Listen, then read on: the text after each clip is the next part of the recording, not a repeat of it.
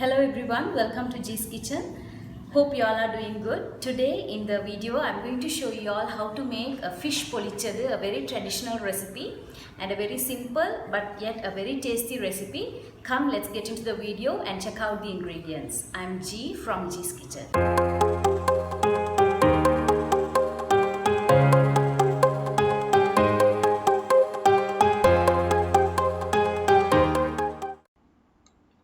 Here I have taken three fishes. I have washed them and cleaned them.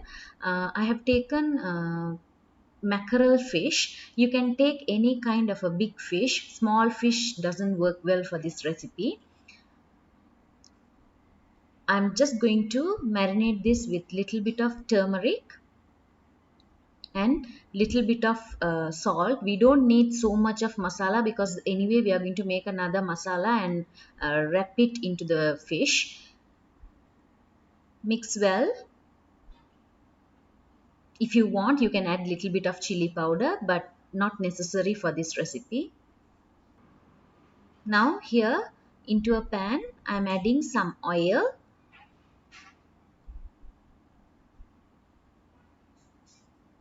And once the oil is hot, I am going to add in the fish and I am going to fry it. If you want, you can use coconut oil, that would give the best taste. But today I am using just vegetable oil here. Let this cook. While this is cooking, let's make the masala for the recipe. Here I have taken all the ingredients for the masala. Let's start doing the masala. Into a pan, I am adding some oil. At this point also, if you have coconut oil, you can use it. Once the oil is nice and hot, let's add in some mustard seeds.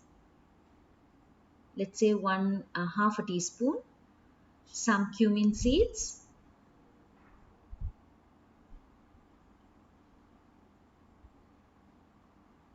I'm adding in some curry leaves.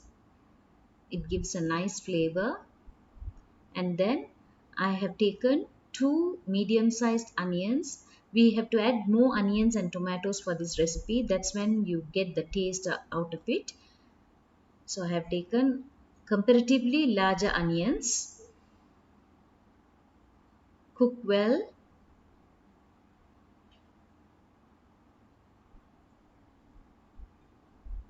Add little bit of salt, enough for the onions, and saute well properly.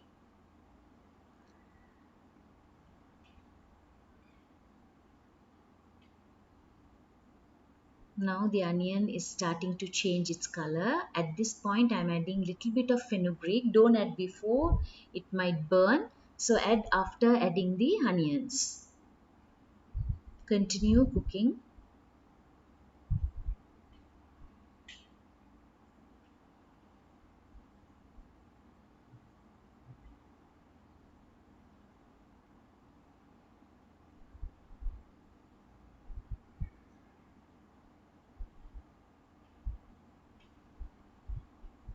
Now you can see the onions have started browning. At this point we are going to add in some tomatoes.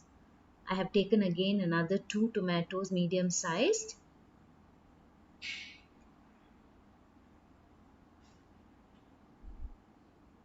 Add little bit of turmeric so that the tomatoes cook well.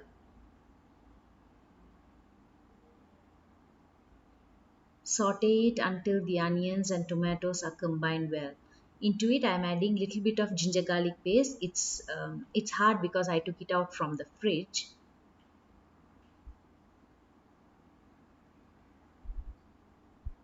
Saute this very well.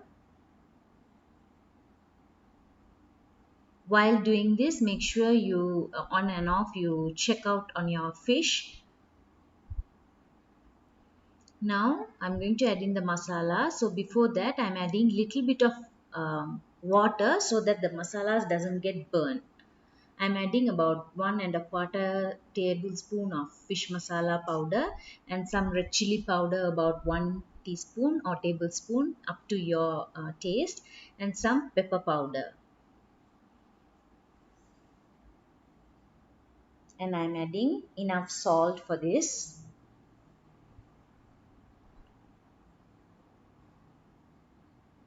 Mix well. Now I'm going to add little bit of water. Don't add too much, just to make sure that the masala is not burnt.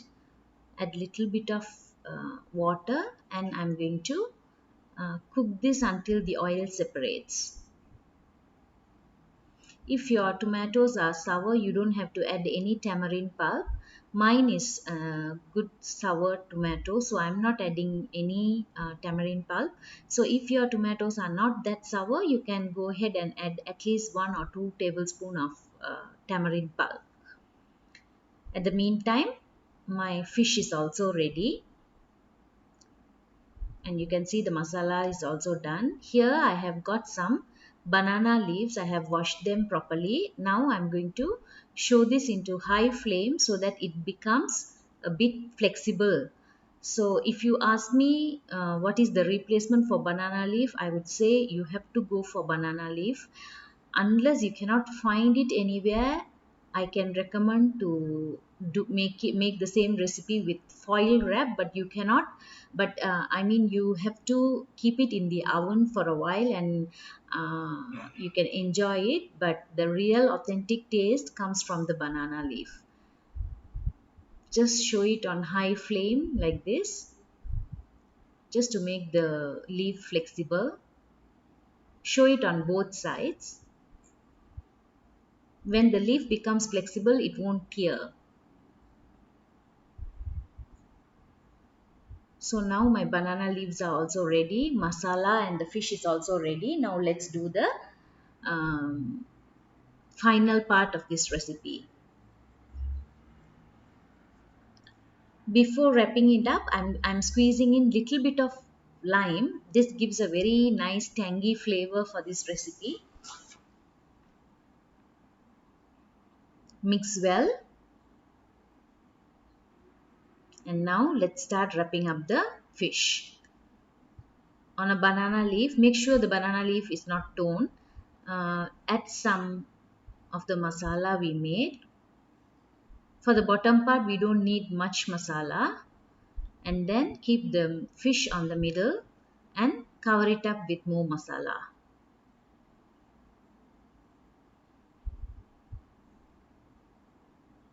Wrap it up carefully and make a parcel.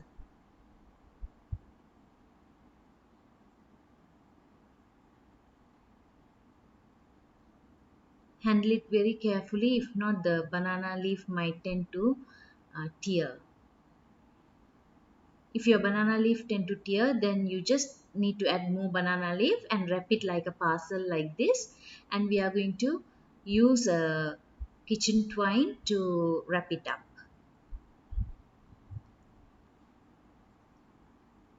Tie properly, and I'm going to do all the fish in the same way. I have just tied 2 places there. So now all my fish parcels are ready, fish masala parcels.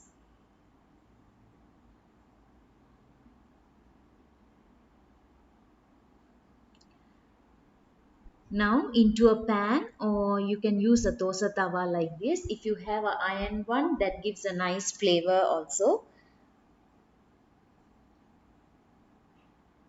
You can use either one of it and add some oil into it. In this whole recipe, you can use coconut oil for every process that adds flavor to this recipe. And make sure your flame is on high, medium high always. It also added taste to the recipe. I have kept, and I'm going to cook this for about 5 to 7 minutes on each side. So now the final cooking is done, and my fish polichadu looks like this. Let's open one and see. Cut off the twine by using a scissors, and let's unwrap it.